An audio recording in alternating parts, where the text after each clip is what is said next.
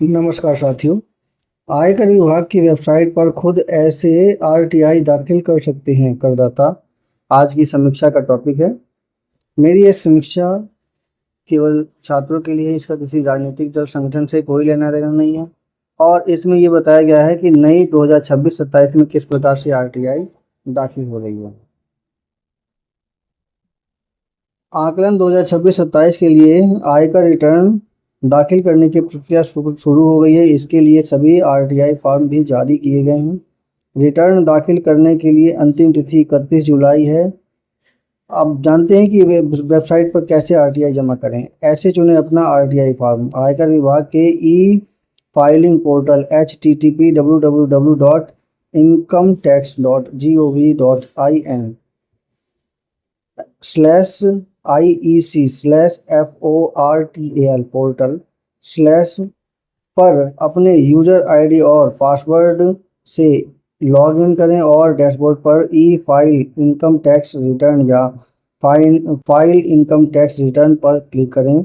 अब आकलन 2026-27 और ऑनलाइन फाइलिंग का विकल्प चुनकर केटी न्यू पर क्लिक करें। यदि आपने पहले ही आरटीआई भर दिया है तो यह पेंडिंग दिख रहा है, तो रेज्यूम फाइलिंग पर क्लिक करें। यदि आप पहले से भी भरी जानकारी को हटाकर नए सिरे से रिटर्न दाखिल करना चाहते हैं तो स्टार्ट न्यू फाइलिंग पर क्लिक करें। इसके बाद प्रोसीड पर क्लिक करें। यहाँ पर मेन्यू से अपना आरटीआई फॉर्म चुनें। यदि वेतन, आवासीय संपत्ति, ब्याज और अन्य स्रोतों से आपकी आय 50 लाख रुपए तक है तो आरटीआई एक फॉर्म का चयन करें।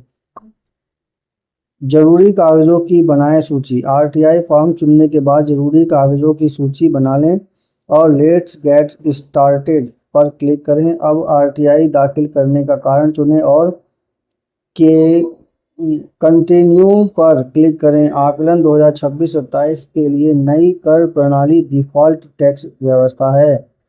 क्या आप नई टैक्स व्यवस्था से बाहर निकलना चाहते हैं वाले सवाल के लिए नहीं विकल्प अपने आप चुन लिया जाएगा। पुरानी टैक्स व्यवस्था के तहत रिटर्न दाखिल करने के लिए व्यक्तिगत जानकारी सेक्शन में ही चुनें। पहले से दिए हुए डाटा को ज़रूर देखें। ज़रूरी होने पर उसमें बदलाव करें या अतिरिक्त डाटा भरें। हर सेक्शन के आखिर में कंफर्म पर क्लिक करें। अलग अलग आरटीआई फॉर्म भरने के लिए कंटिन्यू पर क्लिक करें। आकलन 2026-27 के लिए नई कर प्रणाली डिफ़ॉल्ट टैक्स व्यवस्था है। क्या आप नई टैक्स व्यवस्था से बाहर निकलना चाहते हैं वाले सवाल के लिए नहीं विकल्प अपने आप चुन लिया जाएगा। पुरानी टैक्स व्यवस्था के तहत रिटर्न दाखिल करने के लिए व्यक्तिगत जानकारी सेक्शन में ही हाँ चुनें। पहले से भरे हुए डाटा को ज़रूर देखें। ज़रूरी होने पर इसमें बदलाव करें और अतिरिक्त डाटा भरें। हर सेक्शन के आखिर में कंफर्म पर क्लिक करें। अलग अलग सेक्शन में अपनी आय और कुल कटौती की जानकारी भरें और इसमें बदलाव करें। फॉर्म के सभी सेक्शन पूरे करने और उन्हें कंफर्म करने के लिए प्रोसीड टू वेरिफिकेशन पर क्लिक करें। ऑनलाइन जमा कर सकते हैं टैक्स। आपके द्वारा दी गई जानकारी के आधार पर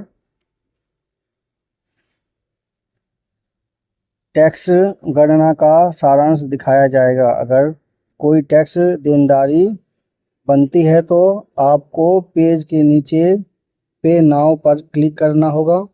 यहाँ क्लिक करने पर ई टैक्स पेज सेवा पर भेज दिया जाएगा। यहाँ कंटिन्यू पर क्लिक करें। कंटिन्यू पर क्लिक करने के बाद टैक्स भुगतान के लिए ई पे टैक्स पोर्टल खुलेगा। सफल भुगतान के बाद एक सक्सेस मैसेज दिखाई देगा। अब आरटीआई फाइलिंग पूरी करने के लिए बैंक टू रिटर्न फाइलिंग पर क्लिक करें। यदि कोई टैक्स देनदारी नहीं बनती है तो रिफंड बनता है तो आपको preview and submit your return page पर ले जाया जाएगा। यहाँ पर डिक्लेरेशन बॉक्स चुनें, डिक्लेरेशन बॉक्स चुनें और प्रोसीड टू वेरिफिकेशन पर क्लिक करें। वैलिडेशन सफल होने के बाद प्रीव्यू पर क्लिक करें। अब प्रीव्यू ऑफ रिटर्न और प्रोसीड टू वेरिफिकेशन पर क्लिक करें।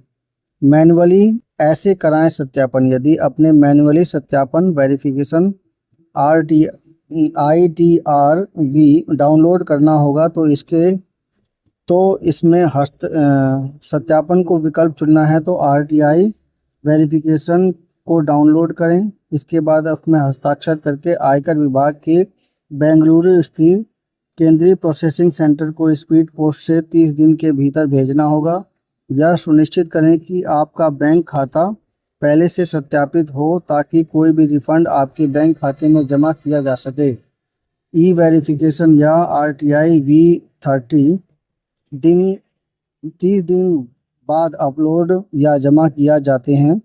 तो ऐसे मामले में ई वेरिफिकेशन RTI V जमा करने की तारीख को भी RTI जमा करने की तारीख माना जाएगा और कानून के तहत रिटर्न देर से फाइल करने के सभी नियम लागू होंगे और जो RTI तय समय में सत्यापित नहीं होंगे उसे अमान्य करार दिया जाएगा। रिटर्न का सत्यापन है जरूरी। आयकर रिटर्न का सत्यापन किया जाना जरूरी है। इसके लिए ई वेरिफिकेशन या ई सत्यापन का तरीका सबसे आसान है। वेरिफिकेशन को सफल होने के बाद प्रोसीड टू वेरिफिकेशन यानी सत्यापन के लिए क्लिक करें।